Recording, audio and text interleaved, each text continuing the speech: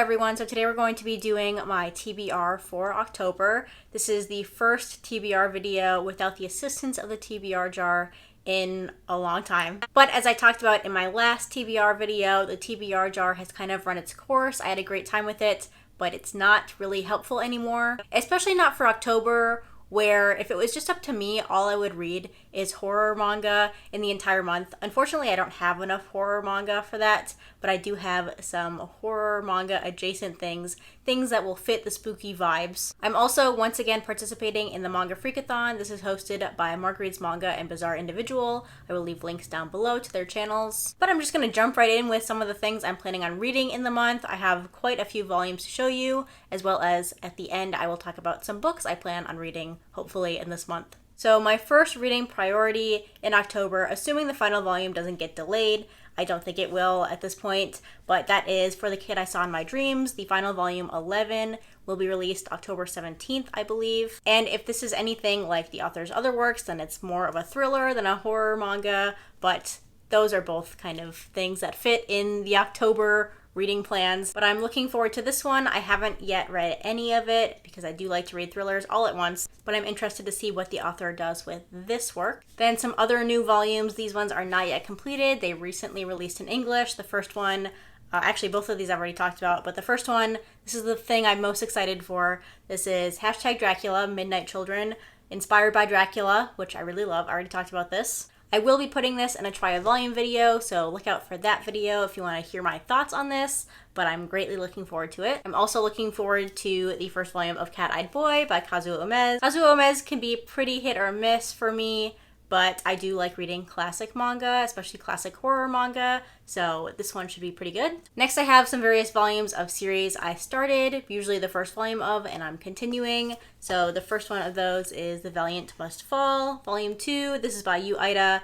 They did Gunslinger Girl, which I enjoyed a lot. The first volume of this was interesting. There's like samurais, but also immortality, and it was pretty good, so I'm looking forward to the second volume. The next manga I have is not a horror manga, but it does have vampires in it, so we have to have our Vampire Yuri representation. So I have Vampires Volume 2 and Volume 3. This one recently came out. Not much more to say about this except for it's a Vampire Yuri. And the last volume for this section is the second omnibus of Homunculus. This one I'm a little weary of. I enjoyed the first omnibus enough, but I thought it could be going in directions I wouldn't like. It might get repetitive as it continues, so I'll let you know my thoughts on this one for sure. Next, I have some various one-shots. I'm pretty sure most of these fit the vibe I'm going for, but I don't do research on one-shots. Usually they're just by authors that I really enjoy, so I pick them up and then I read them. First, I have two works by Mitsukazu Mihara, the author of Doll. So I have I See in a Sunflower. I'm pretty sure this takes place in the same world as Doll. I think this is a prequel. And I have Beautiful People. I don't know what this is about, but I think it might have October spooky vibes. Next, I have two works by Osamu Tezuka. The first one is The Book of Human Insects, and the second one is Melody of Iron. Again, I don't really know the premise of either of these, but if I enjoy them enough, I have plenty of other Osamu Tezuka works to read. The last one shot I have, I know definitely fits the theme for the month. That is Shigeru Mizuki's Kitaro. I would probably call Kitaro like a spooky comedy. It's not really scary, but it does deal with folktales and monsters and things like that. So it fits October for sure. Next, I have two manga I want to reread for the month. The first one is one I haven't read in a long time. I didn't even like it when I first read it, but I kept it on my shelves for some reason. Maybe because at that time I didn't have too many horror manga, so I wanted to hold on to the ones that I had and read.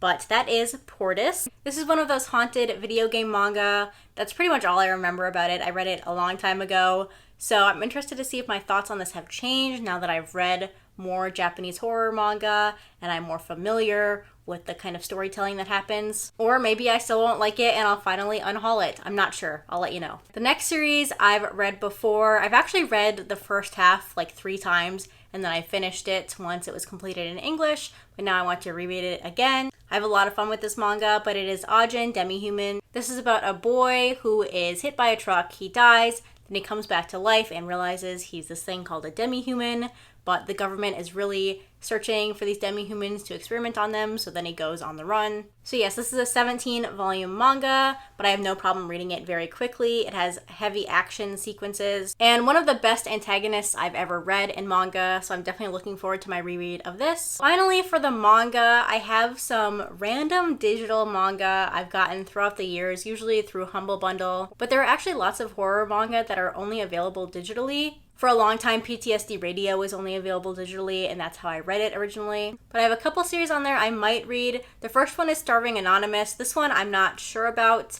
because I think there's a continuation manga, so I might want to wait until that one's completed and then read that. But the one I definitely am pretty sure I'm going to read is Kasane. I have all 14 volumes of this digitally. I don't know much about this except for it's a suspense manga, and the art looks really nice, and I know the author has another work coming out pretty soon. I think it's next year. I'll put a picture of that one as well up. So hopefully I like this, so then I can go ahead and pick up that next series by the creator. But now that my physical TBR is down close to my goal, I can focus on more of the digital manga I have because I have collected quite a few of them through Humble Bundles throughout the year. Speaking of other things I want to focus on, now that my TBR has been lowered by a lot, I really want to get back into reading novels regularly. At the beginning of the year, I said I wanted to read one novel per week. That has not happened. I have been sticking to my secondary goal of reading one novel per month. But I can do better than that, and I do want to get back to reading one novel per week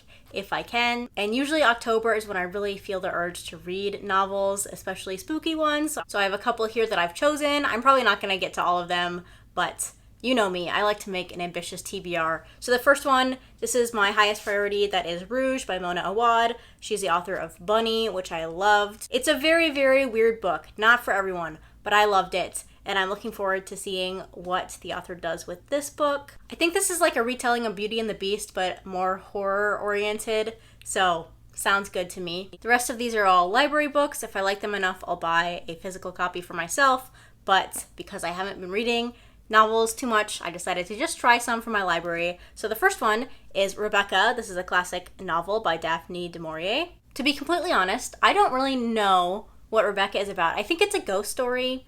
I could be wrong about that, but I never got the chance to read it in high school or college, so I want to read it now, and there's this spooky picture, so I think it'll fit the vibe, hopefully. Next I have The Writing Retreat. I believe this is about an author who is invited to this remote place and then gets trapped there somehow. This is a psychological thriller, I'm pretty sure, just from some quotes on the back. I don't usually do great with thrillers because I like to guess what will happen, and then I'm disappointed simultaneously if what I guessed ends up happening and if I'm wrong. But I have read some good ones before, and I've heard fantastic things about this one, so hopefully I get to this one this month. And lastly, I have The Pallbearers Club. This is by Paul Tremblay. I've read his book, The Cabin at the End of the World, which is now a movie. I should watch the movie, but I love the book. This one has pretty mixed reviews, but now that I've looked at Goodreads, The Cabin at the End of the World also has pretty mixed reviews, and I love that one. I think this one also has vampires, and I don't know why. I just want to read about vampires lately. I have some other thriller, horror, spooky novels out from the library, but I thought picking 4 of them would be enough. So that's my TBR for October and the Manga Freakathon. If you read any of these, please let me know your comments on them down below, especially the novels, or let me know what you're planning on reading in October. But that's going to be it for this video. Thanks for watching, and I'll see you next time. Bye!